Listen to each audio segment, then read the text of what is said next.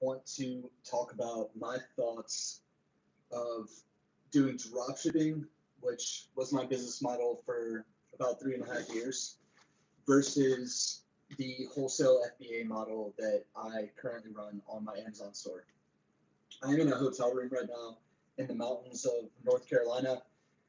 I'm here for a poker tournament. I'll be here till December 5th, and hopefully it goes well. Yesterday didn't go so well, first day here, but sometimes that's how poker goes. Anyway, let's get back on topic here. I had obviously yesterday was Black Friday.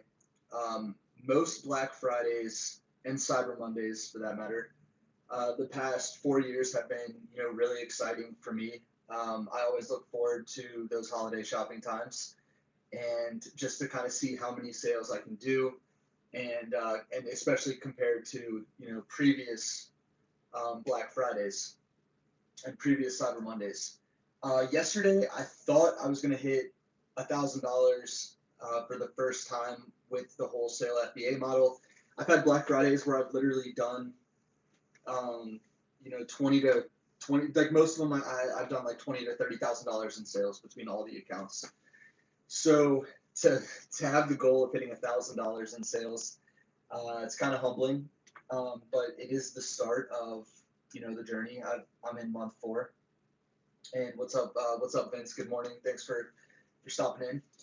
But yeah, it's humbling to get back to kind of a smaller number, but I ended up doing $700 in sales. Oh, what's up, Carter? My brother coming into the chat. So yeah, I ended up doing $700 in sales yesterday, and it's interesting because most of the items that I'm selling on Amazon right now are either tools and food. I'd say like 80% of what I sell is food and candy, and it's just the items. Those are the items that I've been finding, and I guess those are the items that Ecom Solutions has the most suppliers for. But yeah, I don't feel like the food items on a Black Friday or Cyber Monday type of situation. I don't feel like those are going to really fly off the shelves. Maybe like toys or electronics or something like that. Maybe even furniture, things that I've sold in the past, doing the retail dropshipping side. But that's all. I mean, that's fun. It's no big deal to me. I'm in it for the long game. 1 or 2 days out of the year is really not gonna affect your business too much. And that's the biggest thing with dropshipping versus the FBA is you really have to learn how to find the patience to where you're yeah, like Carter said, smash the like button. Sorry, I'm getting distracted by the chats here. Anyway, so it's you really have to find like the patience to be able to, when you're doing your product research, you find something that you want to buy, and you put in an order with that wholesale supplier or with Ecom Solutions. In my example, you're gonna have to wait sometimes up to a month and a half before you make your first sale on that item. When it came to drop shipping and being able to put up listings, I would see a difference in sales. Like if I had my virtual assistants going hard on product research constantly, or I hired somebody to do product research and list a bunch of items all at once. And with my strategy specifically, I would basically take a spreadsheet full of the items and just do a bulk upload. So I would go from maybe like 5,000 items to 7,000 items in just a week from a team of people finding items and listing them up. I would notice an increase in sales like right away. So yeah, if I increased my listings by 20% and they were all new listings, I'd probably get greater than a 20% jump in sales. With the FBA, it's more patience, more waiting. It's more of like delayed gratification, if you will. And I've always had issue with that. Like I like seeing things change. I like refreshing my crypto accounts every 5 minutes, seeing the prices change, go up, whatever. But I do the same thing with my FBA seller account. But you just have to realize it's not going to be that fast to start. But as you get more and more inventory into your store, things get more exciting. They become more consistent, and then you get better at the logistics side of knowing when to reorder things, making sure things are always staying in stock, and you're just building upon those listings over time. So I'm in month 4, like I said, and the last 30 days on my Amazon account, I've done $11,000 in sales, which every month since August was my first sale for FBA. Every month has increased significantly, and my limits have gone from 1,000 limits on Amazon, well, how many units I can actually have in the Amazon warehouse, up to 1,364, I believe. And I'm looking at my past 30 days of units sold. My limit should increase even more the next time it refreshes. So yeah, I'm just focused on getting as many units as I can into Amazon. And just to give you an idea of like how hard I've gone on actually buying items, like I said, my limits are 1,364. I have 2,100 units that I've ordered on top of the inventory I already have in the warehouse. And basically what's going to happen is those items are going to have to be stored at Ecom Solutions. And as I sell things, Ecom Solutions is going to send it out and refill those inventory limits. So I have my game plan, and what's awesome about using Ecom Solutions is I can just stock from the wholesale suppliers. I can just stock my stuff into Ecom Solutions, and they can just send it out as I have room. So yeah, that's awesome because I shouldn't have any gaps or like huge variances in sales. I had like an $800 day, like a $700 day, a $600 day, and then it went to like $150, $200, $200. And that was because I didn't have inventory constantly being shipped into the Amazon warehouse. I let things go out of stock, whatever. That kind of stuff doesn't really happen with drop shipping. You don't have to plan as much. Obviously, your software and your software, like I was using OA Genius, like they're gonna take items out of stock. If they go out of stock, they're gonna replenish the inventory. Like if you sell, if you sell one, it's always gonna keep it at 10 level, 10 stock level. So yeah, like there are some nuances with FBA, but it's much more sustainable long run.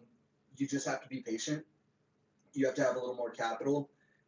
I personally have only received one IP complaint the whole time that I've done the FBA so far. When I was doing dropshipping, especially when I was doing Walmart, that last like few months of my dropshipping career, I was receiving probably 2 IP complaints every other day, and letters in the mail from like law firms representing companies. It was really stressful, and I just love the fact with FBA, like the one IP complaint that I've received, I actually provided the Ecom Solutions invoice to that company, and it was a board game. I provided that invoice to the company, and I basically told them, hey, like I'm gonna have a lawyer reach out and like try to get this retracted. If you don't work with me on this, here's my invoice. Like I can prove that I actually bought the products. Here's how many I bought and who I bought them from. And they actually retracted the complaint. So I never really tried to get IP complaints retracted when I was doing dropshipping because I just thought it was like okay, yeah, they got me. Like I definitely listed their product without their permission, whatever. But I never got the account suspended because of IP complaints. Definitely like had like 12 probably at one. I had 12 IP complaints in my Amazon account health dashboard at one point, but I never got them retracted. It never really hurt my account. Luckily, I know some people that get suspended on that, but like I said, with the wholesale, it's nice. Like I just send in the invoice, they retracted the complaint. I was able to sell through my inventory. I'm working with them on actually becoming like a verified supplier. I'm not selling that product anymore, but the fact that I was able to sell the 40 units I had and get that retracted was a huge win for me. So it's just a much less stressful business model. I'll tell you this is kind of a weird thing that I developed from dropshipping. Whenever my girlfriend gets the mail and I'm like going through what's for me, I get like anxiety at this point because of the fact I was getting so many law firm letters, and so many just different like threats from companies on a regular basis. Not, like I said, not even just through my email, through the actual mail. So I've developed like literally anxiety from going and opening the mailbox, collecting the mail, and wondering how many IP complaints I'm going to get today. Um, I only had to deal with a few lawsuits, and that was from eBay. Never from Amazon. I never had to deal with anything. Never from Walmart. Just mainly threats. But anyway, yeah, just a weird little fact. And I'm sure there's other dropshippers out there, like huge dropshippers with lots and lots of items on different platforms that might feel the same way about the about the mailbox checking, or it could just be me. I don't know, but it's funny that's happened. It's going to take a little bit to get out of the habit of that, but it's definitely nice not to have received any actual physical mail for lawsuit threats in the past 4 months of doing the wholesale stuff.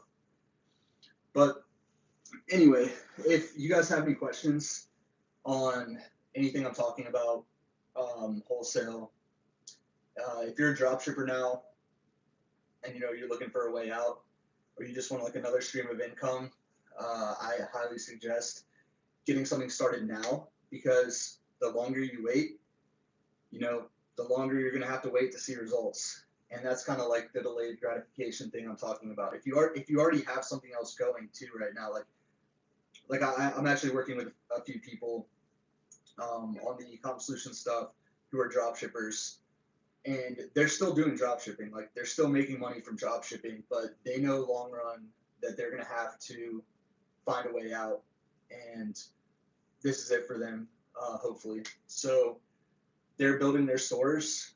They know that it's going to be 4 to 5 months before they start seeing significant profit. Sorry. And they know too that it's going to take capital to invest into the inventory, and they're just going to have to build their inventory up over time. So Ty, what does Ecom Solutions charge to store inventory while you wait to send it into Amazon FBA?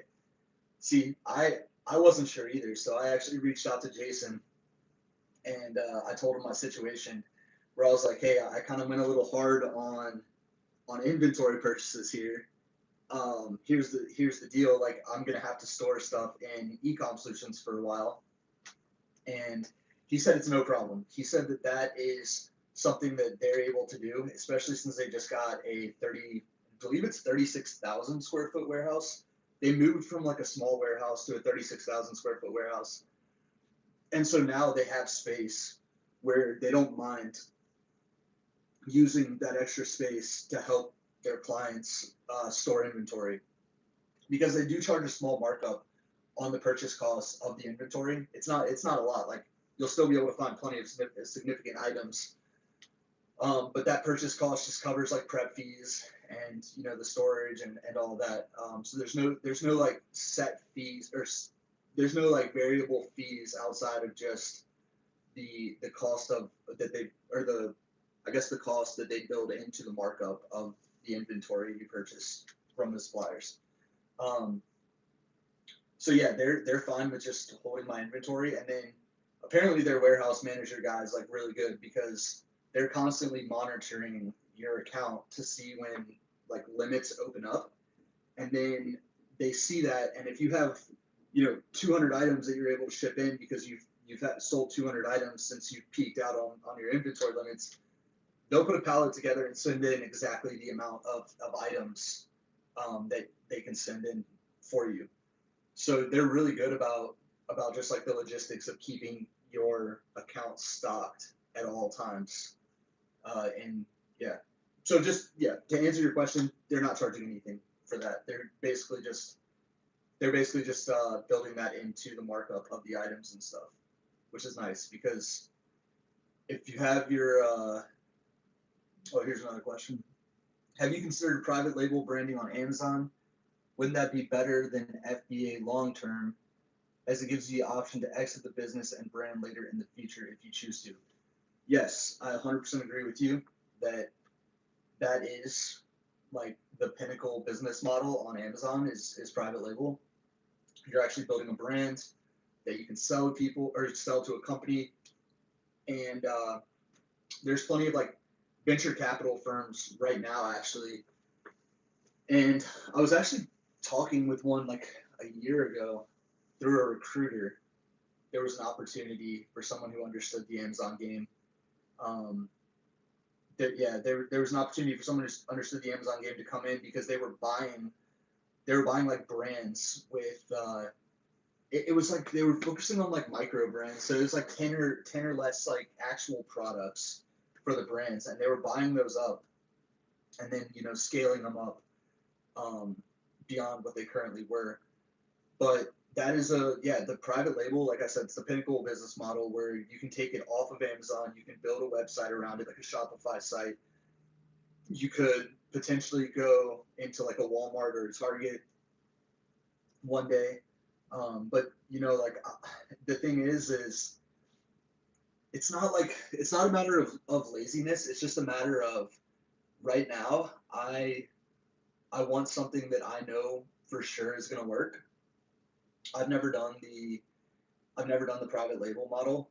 I have a pretty high risk tolerance, but with being laid off from Zillow, from like not doing, not having the dropshipping income anymore, not really having like affiliate income anymore, like I was when my YouTube channel was at its peak with like the Sale Freak stuff and all that. I just don't want to take the risk of buying inventory, having it shipped from China, getting it into Amazon, and the private label product failing. And I know that there's a lot of people out there that say, oh, if you do everything perfectly, if you research right, blah blah blah, if you do this process, then you're not going to fail. I mean, that sounds great, but I doubt that's the case. Like I would probably people say like 80% of the products work. That's if they've done it before and they know what they're doing and whatever. I can't do that right now. I need to focus on a business model that I know for sure I'm going to get a return on, and I can kind of have like a calculated return on how much I'm actually going to make, so that I can grow this thing and like feel comfortable. And with the FBA wholesale right now, my ROI, so like every dollar I invest, I'm basically getting 23 cents back at this point. So I have a 23% ROI on all my inventory costs that I've sold, and I can kind of take that number and my inventory turns, which is how often I'm selling through my inventory on a yearly basis. Right now, that number's 6. So basically, if I have 1,000 units in inventory, I'm going to be selling 1,000 units every 2 months. So yeah, like I can kind of take all those numbers, calculate how much I'm going to make, and feel pretty good about it, and know kind of like my projections on where I'm going with my business. As with the private label, not so much, in my opinion. But eventually, once I actually have more steady income from wholesale, my goal is to grow the wholesale to like 10K profit a month, and then maybe look into that. But then obviously I'm going to keep scaling as much as I can, but I just want to keep the process going, get to where I can comfortably like take some risk, and yeah, maybe then I'll be talking about private label. Oh yeah, Thin makes a good point. He says you can still sell your FBA wholesale business, so that's very true as well. So if you have relationships with suppliers and you already have a lot of inventory in Amazon, you've already done all this product research, all that, that is worth something. So somebody will buy it, based on based on just an income statement. And like there's a site, I forgot the name of the site. Oh, Empire Flippers. They actually have wholesale businesses on there as well as private label, Shopify, whatever. They have all the stuff that as long as you're making money from it, you can sell it to somebody. And I'll say that's also true with like a retail dropshipping model. I had a buddy whose account was suspended, and I basically just paid him for all his listings. Like he didn't even have to sell me his Amazon store. He literally, I just matched up. I said, like, he sent me a spreadsheet and of all his products and the link to Walmart so that I could easily put it in the software. And I was like, all right, these 3,000 right here, I don't have on my store. They're in stock. I want these 3,000. And basically I paid him for those 3,000 listings. So he still kind of sold me his retail dropshipping business just in a different way. Just because I knew I could make money off those 3,000 listings. So again, if you can make money off of it, you can sell it. But yeah, that's kind of like that old ramble was because of the private label question and all that. Is there much customer service with wholesale FBA? That's a good question. I probably get one message every. Sorry, I'm trying to get this chat off. All right, I probably get one message every like 3 or 4 days. Like, that's it. And then I basically just direct them. To Amazon customer service. And because I sell a lot of food items, actually, I think a lot of times they're not returnable because I've gotten a couple messages from customers saying that Amazon said I couldn't return this, whatever. So yeah, I also heard though that they're making it easier to return food items. So I don't know. I need to look into that more. I've just been focusing on growing my revenue right now, and pretty much that's it. But the customer service when you're doing FBA, it's amazing compared to the drop shipping. I'm my only employee right now. I had to have 12 employees at one point when I was doing eBay and Amazon. When I had like 3 stores on eBay and 1 on Amazon, I had 12 employees. They were constantly doing customer service. Like I had 1 person per store basically for customer service. So payroll was huge, overhead was huge, and all the different softwares that you have to have for drop shipping. It's just so much easier. There's like no overhead for me doing the Ecom solution stuff. If I wasn't using Ecom solutions and I was doing my own wholesale, then I'd have a lot of overhead probably once I scale, because I would need, like, you can't just do it out of your garage forever or whatever.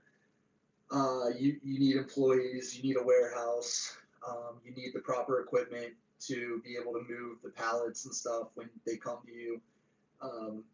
That's all taken care of in Ecom Solutions, which is why I don't mind paying Ecom Solutions the fees that I pay Ecom Solutions, or the markup on the products that I pay Ecom Solutions, because I know that my overhead, like as a somebody who's owned a business for 4 years in the e-commerce space, I've seen how much overhead can just constantly balloon as you scale. And obviously that's true with like any business, but with Ecom Solutions, it's just not the case. Like, I could sit here and I bet you over time I could build pretty much as big of a store as I wanted to with the FBA Wholesale through Ecom Solutions without any employees, because all of the employees that are taking care of my stuff, I don't have to pay a dime to. It's all built into the cost of Ecom. So that's the nice aspect of Ecom Solutions, and like not having to worry about those things and the logistics and all that. I literally just click buttons, do product research, pay my invoices, stuff gets sent into Amazon, and I'm good to go. So that's the nice part about this business model. And like I said, if you weren't watching the beginning of the video, I'm in a hotel room right now, about to go play a poker tournament. I don't have to worry about anything. Like, customer service is done. I have products going into the Amazon warehouse.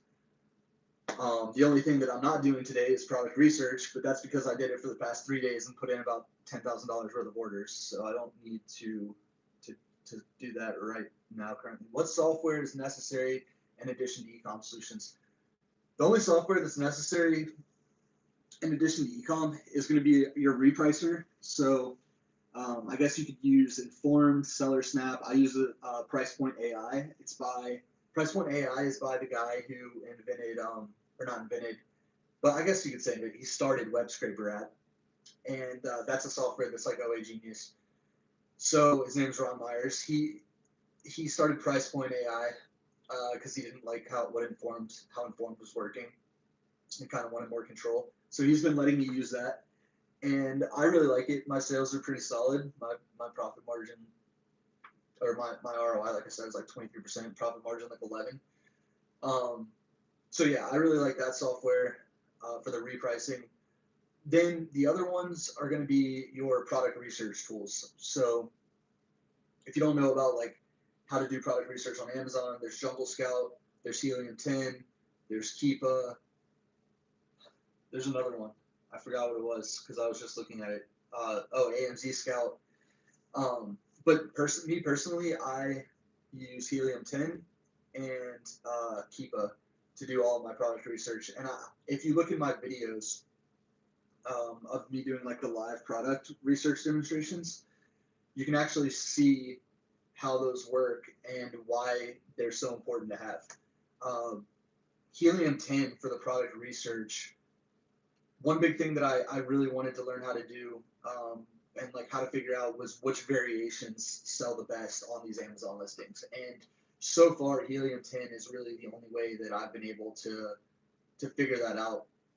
And it's based on they have this thing called the review extractor, and you can extract the number of reviews from a listing like per ASIN. So like say there's 500 reviews total on an Amazon listing, and then there's 5 different variations.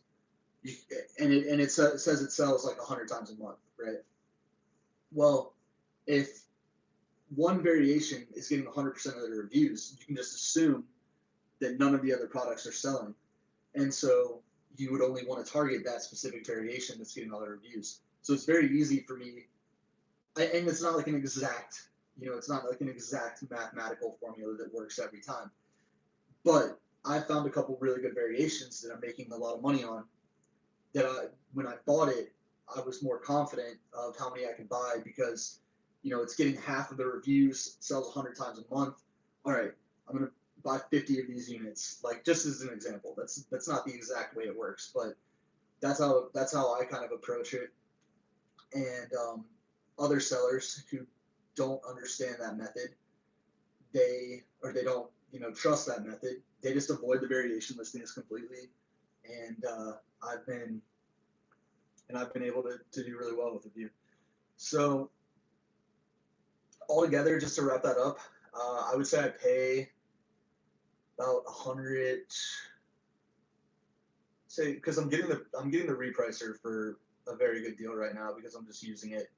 I'd say pay about $150. If I had to pay for the repricer, it'd be closer to $200 a month in additional software. Demetrius DR says, did Walmart ever release your funds? Also, if you ship 100 items into FBA, what percentage of those items would you say don't sell, or do usually all 100 items sell? And it's 100% sell-through rate. All right, so to answer your first question, Walmart is still holding some of my funds. I actually emailed them the other day, kind of like threatening them with a lawyer. That's like my go-to, and threatening with the Better Business Bureau. So yeah, I emailed them the other day to try to get the rest of my funds released, and they never responded. That was like a week ago. So I'm still waiting on that, but they released a good amount. I had 2 Walmart stores that were suspended. They released 100% of funds on one, but that's because it was a brand new store, and I like stopped selling on it after like 2 weeks. So I only had like $5,000 in funds on that one. The other one I had like $35,000, or like closer to 40, I guess, when it started, and then they kind of like kept reducing the amount, just people scamming me. So yeah, anyway, they released like 60% of that money. So I still have some of that money on Walmart, but at least I got some of it right now, so it's not as stressful for me. And yeah, the question about the 100 items and the sell-through rate. So it's all going to depend on how you do your product research. If you're buying items that are, food items that are ranked 250,000, you buy 10 units of them. I mean, they might never sell. Like they might, especially if there's an expiration date or something like that. You might be SOL with that. But if you do your product research well, and you see things are moving, you look at the Keepa graph and see the past price point of what the buy box has been. That's the biggest thing is like, you can't assume because the buy box price is $20 right now, you can't assume that once you ship your inventory in, the price isn't going to like fluctuate a lot. You have to look back at the data, and you have to see, all right, this product was selling at $15 for 2 months, and then the last week it's been selling at $20. I can only be profitable at 20, but I can't be profitable at 15. you don't want to buy that product. Like if you buy that product, you might sell it eventually, but it could take a long time, and it's not gonna. Yeah, and like you're probably gonna have to drop the price, whatever. But to answer your question about like whether or not you sell your 100 units. Yes, you'll always sell your 100 units. Will it be at the price you want? Probably not. Like you're gonna have winners, you're gonna have losers. So as of right now, I have like I think I've had like 55 total different ASINs be put into my store. I would say probably like 6 or 7 of them I've sold at a loss just to kind of like move on. And this was before I really started doing like heavy product research. I was just like clicking buttons. Like as soon as I saw something I thought might be profitable, I was like, all right, I'm putting it in my store, whatever. Once I really started understanding how to use Helium 10 and the Keepa graph, I haven't had any issues with products yet, and my ROI has gone up. My inventory turns has gone up. Everything. So if you don't, if you know you want to turn your inventory quickly and you need to say you're putting everything on credit cards, um, you're gonna want to avoid those high ranking like high numbered products like in the 200s 300,000s, just because those may never sell no matter what price point you put them at. They may never sell, whereas if you list something that's 50,000 rank for food, if someone comes in and beats your price, obviously you're not going to win the buy box as much, but if you drop your price, you're going to sell it, so you can get that money back and you can just put it into something else. Yeah, so that's kind of my take on like what your question is with the 100 items. I would say they pretty much all sell, like no problem, as long as the product research is good that you've done ahead of time. Walmart's just been in my store for 14 days, and it's like 89K amount holding. Could I be able to withdraw all money after that period? Um, so yeah, like the suspension with the 89K 14 days. I mean, you might be in it for like a few months, man. Like it's a frustrating, it's annoying, leaves you with anxiety. I will say you will get your money back eventually, but it could take. They say they can hold it for 180 days. I don't know anybody currently that's had their money held for 180 days, like the full amount. They do keep a reserve for like just I guess like for a risk factor to them. If they need to do any refunds or anything like that to customers, they don't want to have to try to collect money from you. So they keep a reserve amount and they'll pull from that. But like I said, I got like 60% of my money back, and they're still holding like 40%. So I need to figure out like how long it's been. I think it's been close to I think in December it'll be close to 6 months, so 180 days that they've held that particular amount of money. So like I said, you could be in it for a while, but I don't think it's going to be like 100% of the funds. I think it's just going to be like a portion of the funds. So hopefully they do something. And as Finn said, you got to check and see if you actually got terminated or not. Check your email. You may have to sign a letter before they release the money out. So that's what happened on my first account. My first account, or not my first account, my second account. The first one they actually paid me out, and they paid me out the full amount. They sent a letter, the release the funds letter, and basically it says that Walmart's not liable for anything going forward, and you can't like sue them or anything like that. Like it's just basically you're just terminating the agreement between Walmart and yourself as a seller and the relationship and all of that, and you're just kind of signing your life away on like you can't do anything to Walmart as a repercussion to them, like how they treated sellers so badly. I guess they might be worried. Someone might come at them with legal action. But anyway, yeah. So look for that letter. It comes from an email called SLC Payments. It's like SLC-payments at Walmart.com or something like that. And if you get that letter, then you're actually in better shape than if you don't get that letter and they just keep a reserve and your account just keeps staying suspended. But yeah. What kind of support / training does Ecom Solutions provide? So they do a weekly, try and get this chat out of the way. Again, whatever, I'll keep the chat there. They do a weekly meeting with all their members. They have a Facebook group. I personally have a Skype group with 8 people currently, and we're all talking ecom solutions, or I'm trying to encourage everybody to.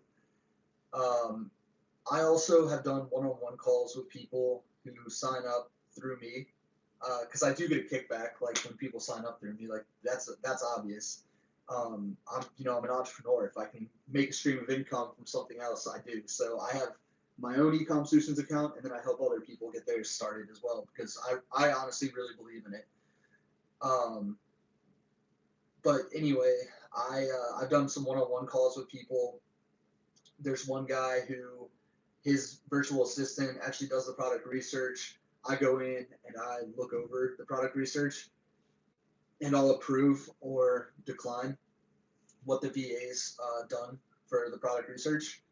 Uh, just as an example, like the first day his VA found 10 products, I approved 6 of them. The second day they found 10 products, I approved 2 of them. So I am actually taking my time going through and making sure that people are ordering, good products for their stores, like things that I would order for my own stores. So the only way that I make money from it as well, full disclaimer, is if the person actually sticks with it and is successful. So my whole goal, and it was the same thing with Sale Freaks. Like with Sale Freaks, when I was promoting that software for dropshipping, the only way people are going to stick with it long term and grow their stores is if they're successful. So I did everything I could. The guy Anthony that I was working with did everything he could to make sure that people were getting their questions answered and all of that. But in terms of the actual ecom solutions, supply, or sorry, someone was walking by as I was doing this video. I have this window open. So yeah, Ecom Solutions, they actually have their own support staff that will answer your questions, and they're really good. They have a full team in the Philippines that's constantly monitoring your orders, telling you if things have changed with the supplier, whether a price has increased, you want to cancel the item, maybe an item's been discontinued. But outside of and they also provide, they have training videos and stuff like that pre-recorded that you can watch. But outside of that, your questions can just be answered by myself or the group that I've put together of sellers, and most of them are experienced dropshippers. One of them is a private label guy, but they're all in there. They've all dealt with the same things I've dealt with in the past in terms of having huge dropshipping stores and all the things that can go wrong. It's a good group of people. So you're surrounding yourself with successful people who are likely, in my mind, there's no reason why they can't succeed. So yeah, to answer your question, you get to be a part of that group as well. That's all just included in you doing the ecom solutions. Because I'm trying to create a mastermind type of thing where I learn off of you and you learn off of me and we all learn off of each other, and we're just hopefully take over the wholesale FBA world. I mean, it's obviously that's it's ambitious, but I think if Ecom Solutions grows to a point where they have 1 million products in their database, then the possibilities are unlimited. And that's kind of what Jason's vision is to be the Amazon of wholesale. So he wants to be able to have basically, you have options to every single item you could ever want in his seats database, which would be huge. There would really be no saturation, in my opinion. There'd be no scaling issues in terms of the limits. Yeah, I think it'd be amazing. So, and I think we're kind of in on the ground floor right now. Jason's been at it for a year with this, but the database has constantly grown. The software has gotten even better since I joined 4 months ago. He's really serious about growing it. He just upgraded, like I said earlier in this video, he just upgraded to this 36,000 square foot warehouse. He has all the space in the world to store your items. Yeah, I mean, I'm excited about it. I think it's a great opportunity. Can I use the same Amazon account that I was using before Amazon to eBay dropshipping? So yeah, if you have an Amazon account, you have a personal seller Amazon account, or maybe you have a personal account that was tied to your seller account, which is what mine is. I did do a little bit of eBay dropshipping from Amazon to eBay, using that personal account. But then I stopped, obviously, once I scaled up to the point where I was doing hundreds of orders a day. You can't just have like a personal account doing that. You have to have a bunch of stealth accounts. But I did, and my my personal account is attached to my seller account. Um, so yeah, it's not an issue. If you've done drop shipping in the past on your Amazon account, that's not an issue either. I think it's almost beneficial because like right now, if there's a brand that I'm gated for, I would say 95% of the time, yeah, like 95% of the time, I literally can just click request approval and it says, due to your past performance history, you are approved to sell this brand. Whereas if you had a new fresh account, you might have to get an invoice for literally every single brand that you want to sell. You'd have to get the 10 item invoice, then ship it into Amazon. Oh, that's another thing that Ecom Solutions does is if you want to be ungated for a brand and it's not automatically approved, you can buy the 10 units from the wholesale supplier, and then you can take that invoice, or they'll take the invoice and they'll upload it into your Amazon account for you and try to get you approval with that brand, and they'll keep trying until you actually get approved. What's your in-game? So yeah, Dimitri says, what's your in-game business you want to be in? I'm sure FBA is just a stepping stone for quick guaranteed income. What's the business you would be in if money were no option? I would probably, if money was, sorry, I just dropped my phone here. If money was no option, I would say I'd just travel the world and, be a YouTube vlogger or something, like hire someone to come along with me and film videos and just take my girlfriend and do that. But obviously, that's not 100% realistic. But I do love business, so I'd probably always be in something. My end goal though in life, in terms of money making, is to literally just accumulate enough rental properties to where I'm collecting income on those rental properties, and I can just do whatever I want to do in terms of the traveling, like I said, or help other people that are less fortunate, whatever. Like, yeah, I don't know, like just whatever I can do to make as much money as possible passively. That's kind of the end goal. But I really do enjoy. It's hard too because like if I got to that point, I would say I really do enjoy like helping people learn how to create their own businesses. And I don't know if that's just because like I have ambitions too of like the affiliate stuff and all of that. Like and I know if like you're successful, then I make more money. But I would say just in general right now that rental properties and then maybe like having enough money is to travel around and play poker and yeah, just have no stress of money would be pretty nice. So that's my end goal, and I think that FBA is a great vehicle to be able to make money to invest in other things. And for those that have been watching for a long time, right now that I have most of my net worth in crypto. So that's another reason that I put my money into crypto is to eventually be able to buy rental properties. So yeah, all these things together just kind of add up to me hopefully one day owning probably 10 properties or something. And maybe I'll eventually be able to record videos on that. Right now I just have one. I just have one rental property that I rent out to somebody. Do I need to set up a business entity before I can purchase inventory from the Ecom Solutions supplier? Yes, you do.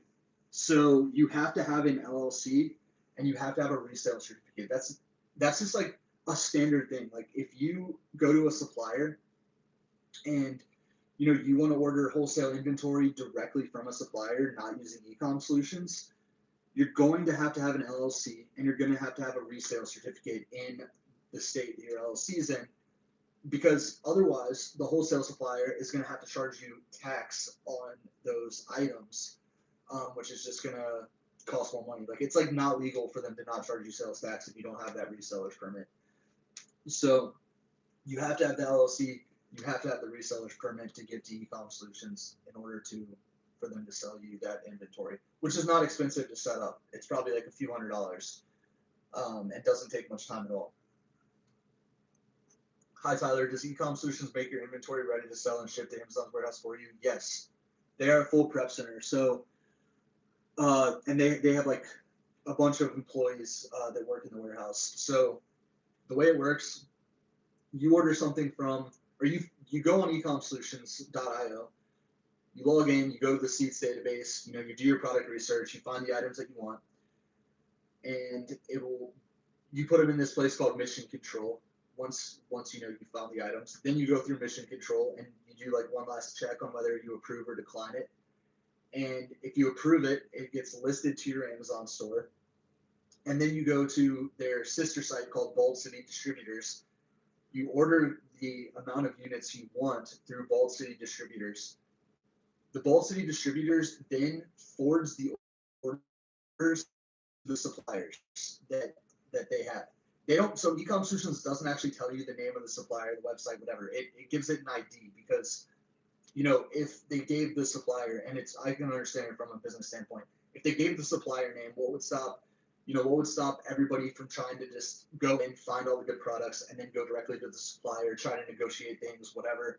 So they just have like a supplier ID. So you can order from you can order from 5 different suppliers all in one order on Bold City Distributors.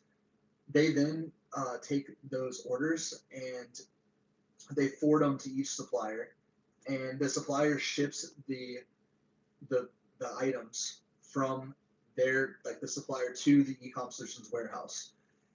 Once everything gets in the Ecom Solutions warehouse, if you're not ordering a ton of stuff, they'll go ahead and just ship it out, and maybe the inbound shipping fees into Amazon that get charged to your account will be a little bit higher. But if you're constantly ordering new things, they'll wait and they'll create a pallet, and the pallets are much cheaper than just shipping in individual units everywhere. Especially if you only have 10 of something, it might tell you to send 2 here, 2 here, 2 here, and that gets expensive. So if you have a pallet, it's all just going to go to one FBA warehouse, and then the FBA warehouse will distribute the items throughout the country as they need it, to different Amazon warehouses. So and they have all the machinery and stuff to put the labels on. They know exactly how certain items should be packed, whether it needs the suffocation hazards, all that, small parts warnings, choking hazards, whatever, all that stuff. Ecom Solutions does all of that for you. That's all built into the cost of the whole program. So you really don't have to learn really anything about just the inbound shipping stuff into Amazon or the prep work that goes into the Amazon stuff. They're experts in it. They do it for you. So that's huge. For me, it'd be annoying to have to order things, have them shipped to my house, and then me prep them, because that's not really as passive of a business as I want. So yeah. But anyway, if no one else has any questions, I appreciate you guys watching. I really only came on to, well, let's see what Demetrius has to say. I have to go, Tyler, but I really appreciate your videos. I miss the old days with you and Matt together. Good times. Anyway, best of luck to you, and nice coming tough times in adversity. Appreciate you stopping by, Demetrius. It means a lot that you would say that. Yeah, Matt's doing his own thing out in Vegas. We talk randomly. I see him sometimes when I go to Vegas, but he's busy with his appeals stuff. He's busy with his whole wholesale automation side, and I mean he's crushing it with the appeals service. So yeah, we don't have anything to really work on together anymore. And yeah, he lives in Vegas now. So, but again, like I said, he's crushing it. But appreciate you watching, and if you were watching back in the Matt and Tyler days, then you must be a long-term subscriber. So I really appreciate you you being here and following the new journey. It's awesome. But as I was saying, I have a poker tournament I have to go catch, and if there's no more questions or anything like that from anybody, I appreciate all you guys stopping by and hitting that like button before you leave. If you have any other questions you can think of, you can reach out to me on Instagram. My Instagram handle is DropshipTyler. It should be down in the description below. You can also just leave a comment here, and I've been really good about replying to the comments lately. So I wasn't always in the past, but lately I have been. So if you have a comment and you just like a question that you want my reply to, go ahead and leave that in the comment section below. Appreciate you guys watching, and hope everyone has a great rest of the day. Thanks.